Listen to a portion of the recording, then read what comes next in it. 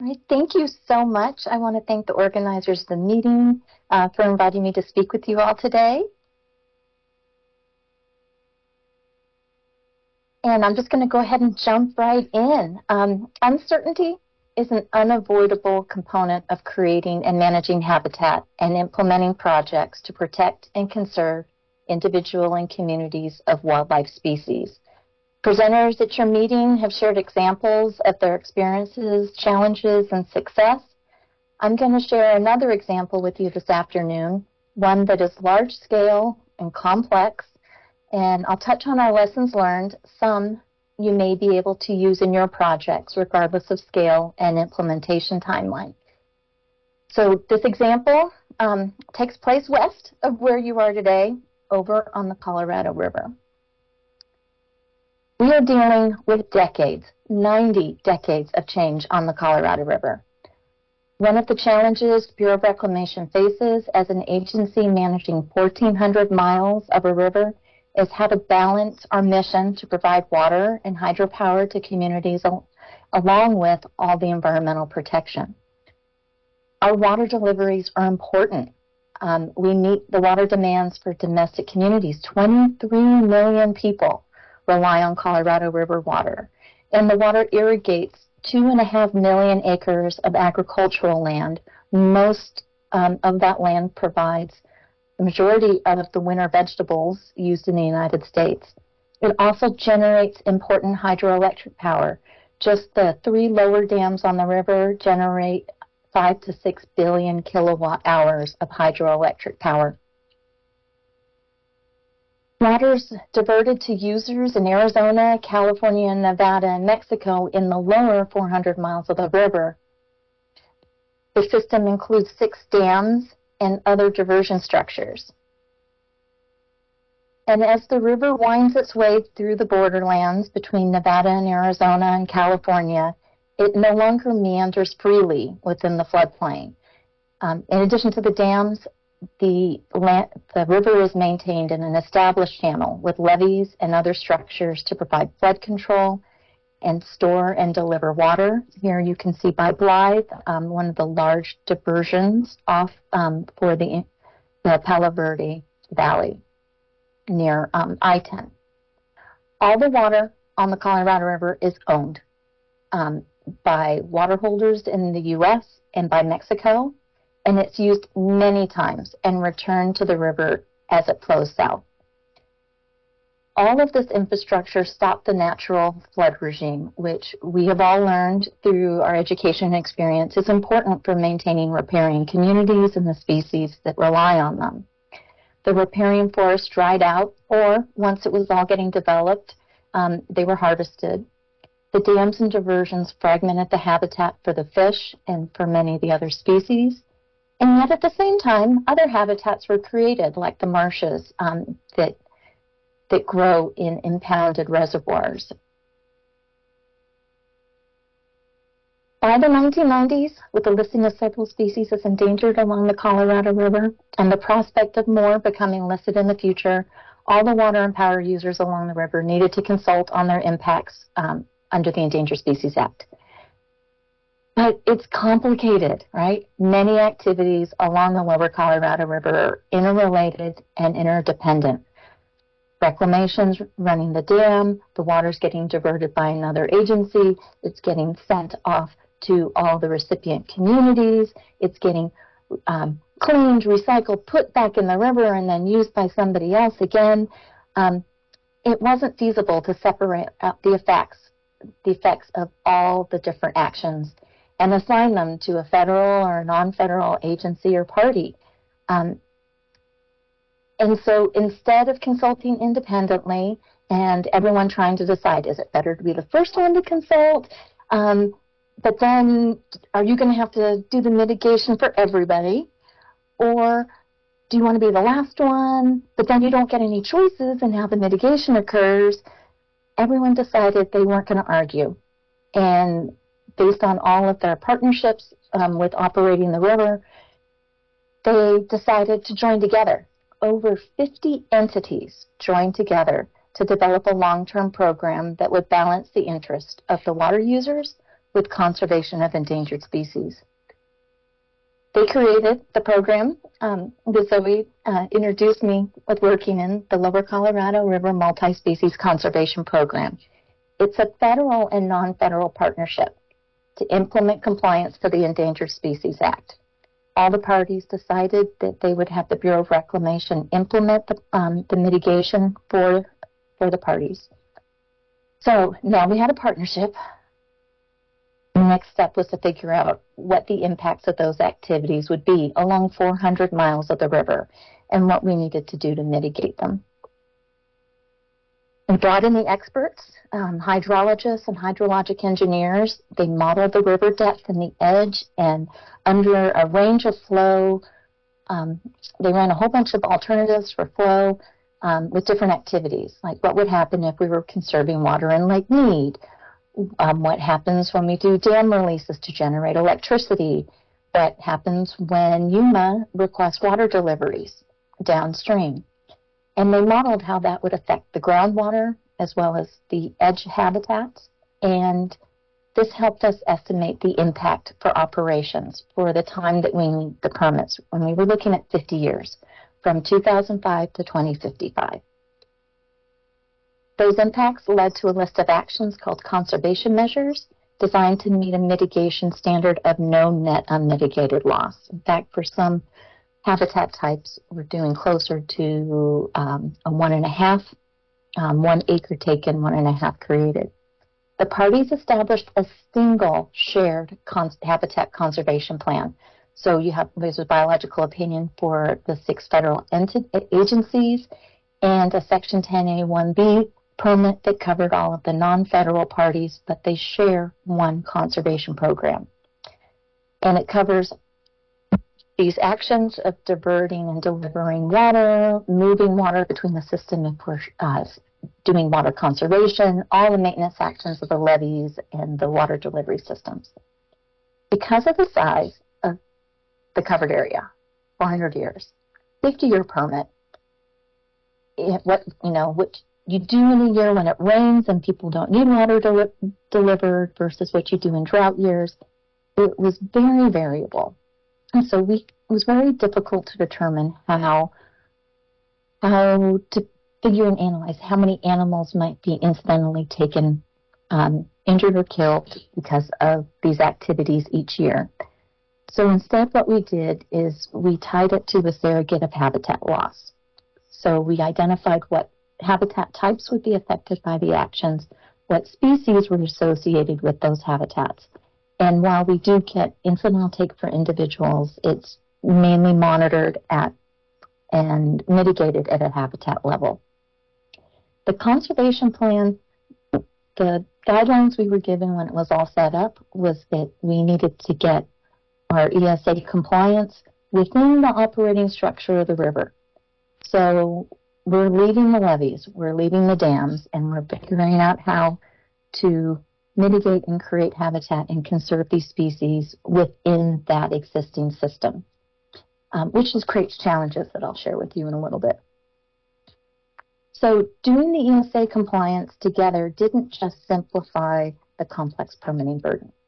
Implementing conservation together also allows us to do it at a large scale, much larger scale than we could ever do separately, and building what we hope will be effective habitat patches that offset the impacts we expect to occur. And the parties committed to fund the program. They didn't commit just for the next 3 to 5 years. They committed for 50 years. If contributions are cost-shared, 50% federal, 50% non-federal, and you can see the breakout here of California paying 25% and Nevada and Arizona splitting the other 25%. If a party cannot make their full contributions that year, they have to pay it back in interest. And so they really made this commitment to Fish and Wildlife Service that for the mitigation to occur. A work plan is developed each year, which outlines the activities and anticipated costs, and we post this on our website.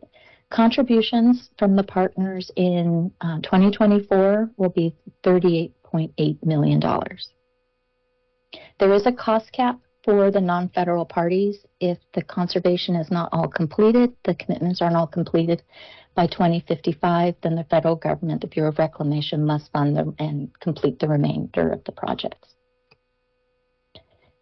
Implementing the Habitat Conservation Plan will benefit at least 27 species. 8 of them are federally threatened and endangered species. You can see the birds here, the fish, and our reptiles. It also includes 19 other species and 5 evaluation species. And this is for the non-federal parties. And we did a conference consultation on the federal side as well. So we're committing to doing the conservation for these species up front, even though they're not federally listed. And so with the hope that they won't become listed because of our actions along the river. It's a habitat-based program, primarily. We are building 8,312 acres at a minimum of new habitat to offset habitat that may be lost.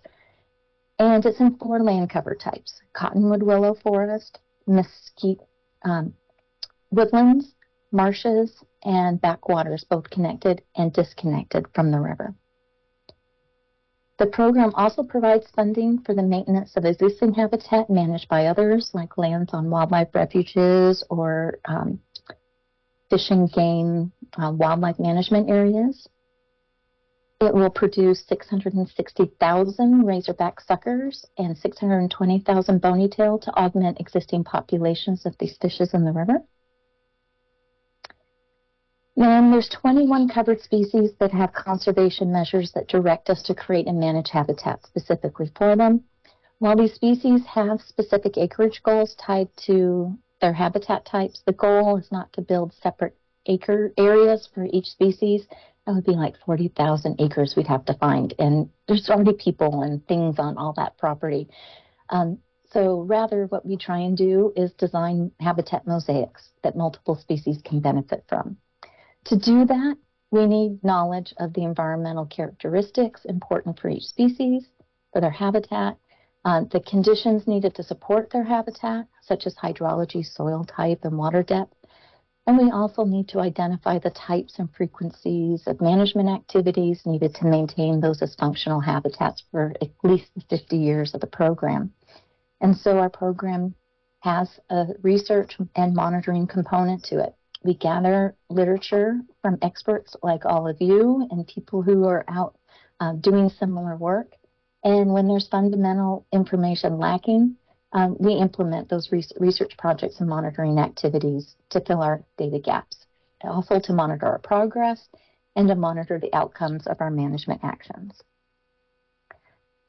We planned extensively at the beginning. So I already mentioned the Habitat Conservation Plan. There was an environmental impact statement as well. And in addition to those, we prepared a science strategy. But we didn't just stop at the beginning. We continue to do this as we go. Every 5 years, we produce a 5-year monitoring and research priorities document, which explains what we've accomplished and really where we need to go for the next 5 years. The last one was published in 2023 and covers our priorities through 2027. And as I mentioned earlier, we do an annual work plan, which looks at what we've accomplished, and on a much faster basis, seems like every 6 months we start on this again, we're looking at what we're going to be doing for the next 3 years out. So what have we achieved? We have established 18 conservation areas and created over 7,000 acres of habitat in less than the first 20 years of the program. We've created over 4,400 acres of cottonwood willow habitat, over 2,000 acres of honey mesquite habitat, 362 acres of marsh, and 158 acres of connected and disconnected backwaters for the fish. And we've established enough habitat that as we maintain it and they use it, that we'll have completed the conservation measures for these species. And we're making great progress on creating habitat for the remaining species. And you'll see that the northern Mexican garter snake is only at 8% here. That species was added in 2018. when a population was found on the lower Colorado River main stem. It was thought to have been extirpated previously. Species response to our creative habitat has been great. This table shows the number of covered species and evaluation species that have been detected at least 1 year at each conservation area since 2005. Many of these were detected multiple years since the habitat became suitable for their needs. The conservation areas with the lowest number of species are relatively young, but the number of species that you see detected there isn't always an indicator of size. That Beale Lake Conservation Area, the riparian portion of it, where all but 2 of those species were found, is actually only 120 acres. And here are the results of 2 of the listed species, the Yuma ridgeways rail and the yellow-billed cuckoo. Yuma ridgeways rail has been detected regularly in the 3 marshes we have created for it. Plus, they are also using a backwater in the marsh portions of a cottonwood willow conservation area that we have. Yellow-billed cuckoos have been detected regularly during the breeding season at all 8 conservation areas that have cottonwood willow land cover old enough to support them. And here's a picture of one of our earlier conservation areas. We started creating habitat using information from literature, from what we had done at previous restoration projects, and our extensive experience with engineering and hydrology on the river. Because we're building behind the levees, we have to flood irrigate restoration sites with cottonwood willow and honey mesquite.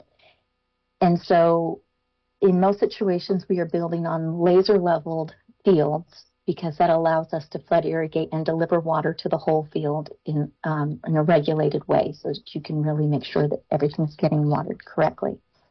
And that created sort of an interesting from the air look of the habitat design on here. So what we have is habitat planted in phases with different species and structure and density to create mosaics, but it doesn't really have that meandering look that you would see. But there are patches for all the different species, the cottonwood willow species, birds, mammals, bats that use this type of habitat. We continue to learn as we go and improve our methods to improve the designs. And really what we needed to do was to see what the species response was to this and see what needed to be changed, not just what we might think needed to be changed. One big innovation was the use of a mass transplanter. Any of you who have ever gone out and done restoration with potted plants, 5-gallon potted trees, knows right away what a lifesaver us using this piece of equipment is. This is traditionally used for planting things like lettuce. And so instead of going out and having to auger and dig holes and put in potted plants, this machine actually cuts furrows, places the holes, the plants drop in, it sets them in, and we end up with, we can plant hundreds of acres in a week this way, and we have incredibly high survivorship. Some other big lessons along the way is soil salinity is a problem. Those of you who've done riparian restoration know that. And flood irrigation is one of the best tools we have to help with plant survivorship by managing those salts. But it requires you to have water rights and usually over-allocated basins. And in these situations when you're disconnected from the hydrograph of the river, you don't have natural flooding events, and it is incredibly hard to mimic that in an irrigated environment. Salt cedar, as you know, on the Middle Rio, it can be a challenge, and we can outcompete it by planting trees closely and shade them out. But that affects other issues when you end up with your trees competing with each other for space. And fire, it can be a tool, but it's also a threat. And if it gets into your conservation areas, you may not have funding to replace the habitat if it's lost. And I'll also add 2 more things. Habitat is more expensive to construct than anticipated. This is what one of these conservation areas looks like when you're getting in there and you're trying to make sure that here we're building a backwater and we are moving 40 feet deep of sand to cutting a channel all along the river. Another big challenge is that habitat changes as it matures. Successional stages are real. They may not look like they do in the textbooks always, but it does happen. And at some point, habitat is likely to mature past the successional stage of the species you're managing for it. And what do you do? So I'm going to give you one example, a species we share, and that is the yellow-billed cuckoo. The work that I'm sharing with you is from Parametrics and Southern Sierra Research Station that conducted this work under contract for us. They are updating the work that I'm presenting here. They should have their 2019 to 2022 summary report published probably in about a month on our website. It is going through technical editing right now. So prior to our program, the majority of yellow-billed cuckoos were found on the Bill Williams River. This was the last big stand of native cottonwood willow habitat on the lower Colorado River watershed. It is one of the main tributaries near Lake Echo flows into Lake Havasu. Habitat quality at the Bill Williams decreased as we were going through this extensive long drought. And associated with that, there was a lack of large releases from Alamo Dam upstream because there was just less water in the system. And yellow-billed cuckoos, really, the detection numbers really started to decline. And this is not a difference in monitoring effort. They were out there looking for them everywhere. And by 2015, they were rarely detected. They may not have been present on the Bill Williams at that point. So we'd had a lot of restoration going on and habitat coming on at the same time. And by 2015, yellow-billed cuckoos had colonized many of our conservation areas. 96% of the 414 hectares we planted at Palo Verde Ecological Reserve was occupied by yellow-billed cuckoo, and we had 80 breeding territories. So imagine 80 breeding territories at in about 1,000 acres. It was incredibly successful, and we were really excited about this. And we found some interesting things. And we learned that yellow-billed cuckoos were not mature stand obligates that we'd all previously thought. That may have been a lack of knowledge simply because there wasn't a lot of new habitat being created in a lot of the watersheds across the West. Cuckoos were detected in our conservation areas within 2 years after planting, some within 1 year. Now, I will qualify, because we flood irrigate our trees or managing salts, our trees can grow very, very quickly. They can get quite dense in just a year or two. But then we started to see something. By about year 5 after planting, detections began to decline. So imagine having 80 potentially territories of yellow-billed cuckoos. They're getting repeats coming back year after year. They're having great nest success. And then all of a sudden, they're moving.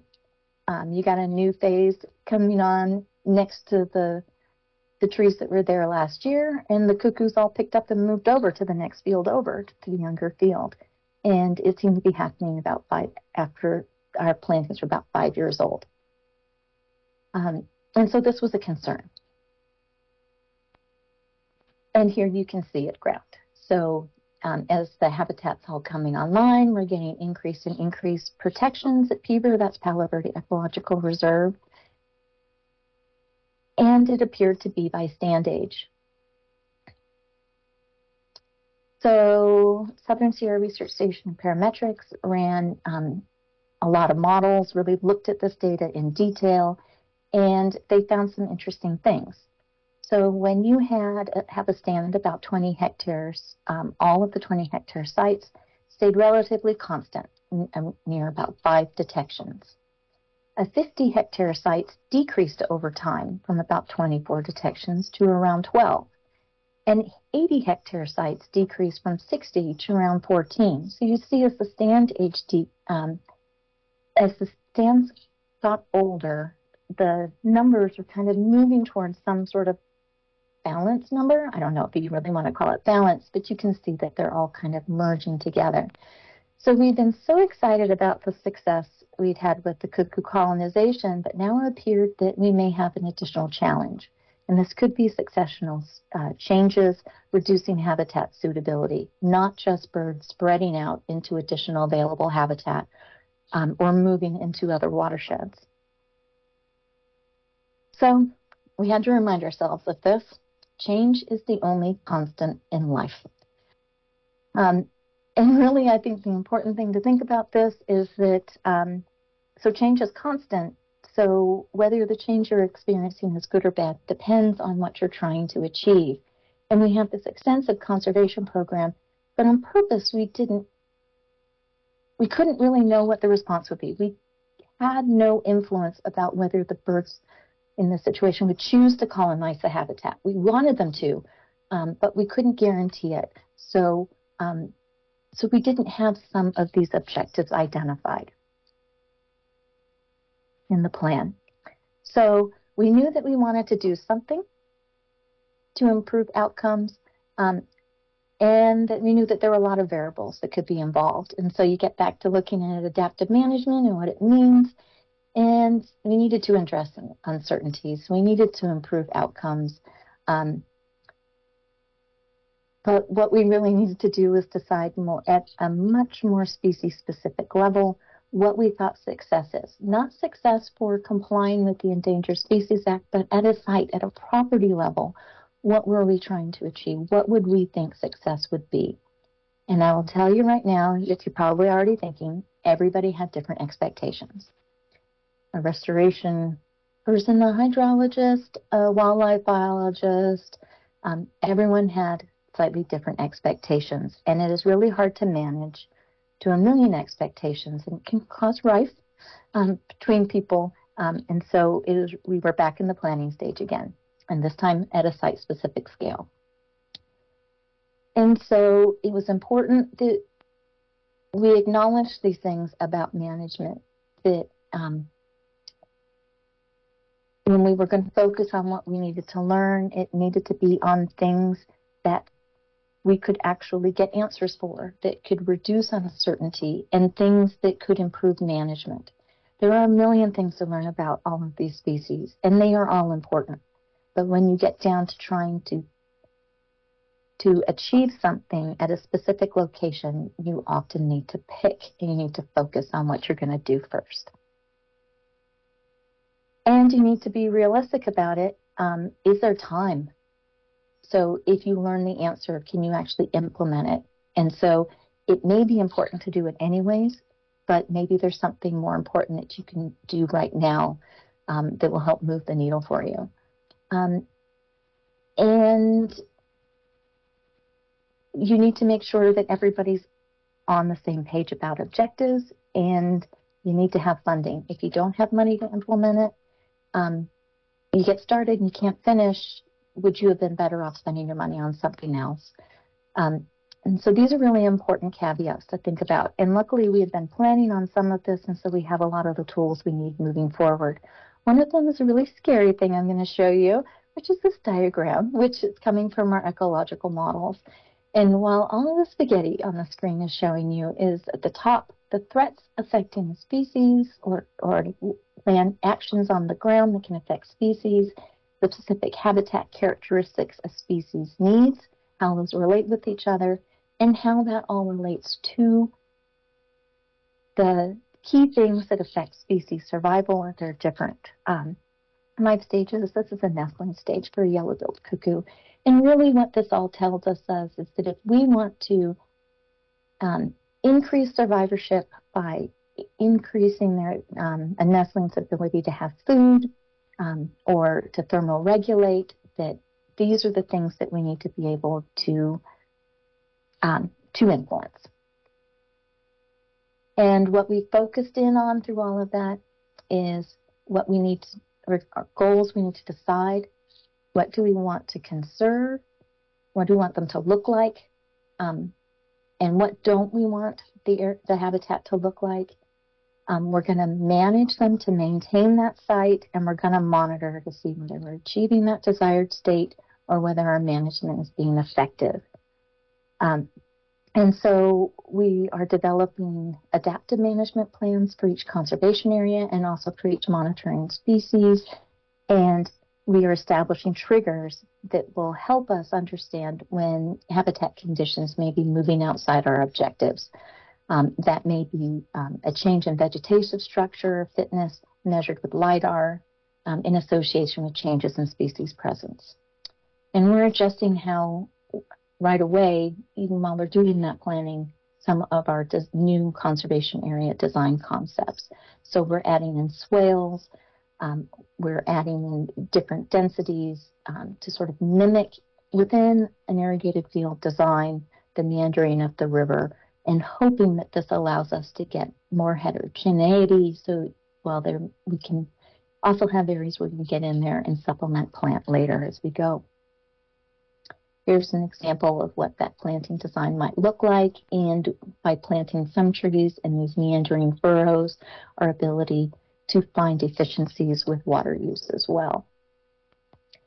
As we move into this habitat management phase, we're transitioning from full census of a lot of these species and acres to a sampled monitoring design and bringing the work in-house, because at this point we don't know what we're going to need to be monitoring and where. And so it's hard to work with outside partners on specific scopes of work. And we're looking for efficiencies using remote sensing in between monitoring visits, like this automated recording unit that's set up in the trees. And we're also looking at remote sensing with LIDAR and PlanetScope and NDVI to measure habitat characteristics and change in fitness. So here you can see from satellite photos, you can measure the change in greenness, and that can give you an indication of where habitat is changing towards or away from your objectives. So overall, we feel pretty good. We built it, and most of the species are showing up, colonizing on their own and using the habitat. We have secured the acres we need at the land in order to build the conservation areas and have 75% of the habitat created in the first 15 years. And we have incredible flexibility in our program documents and our adaptive management approach to meet challenges. And we do have challenges. If we need to secure any more land and water for California to meet their California Endangered Species Act requirements, that's still something that we'll be continuing to work with. We also have a lot of unknowns like drought and changes in operational guidelines on the river, which might result in the need for there might be additional impacts and need for additional mitigation. And as we mentioned, we need those long-term management guidelines for our created habitat. What makes it work? I mentioned, kind of dabbled at this a little bit, but really having a well-defined purpose, goals and objectives, and a plan, having everybody working towards the same goals, having attainable conservation measures, having flexible program documents and adaptive management approach, and I can't stress this enough, having an engaged steering committee, having those stakeholders who own the land, who own the water, who need the Endangered Species Act, plus a lot of employees who have been with the program for decades as well, who are active participants.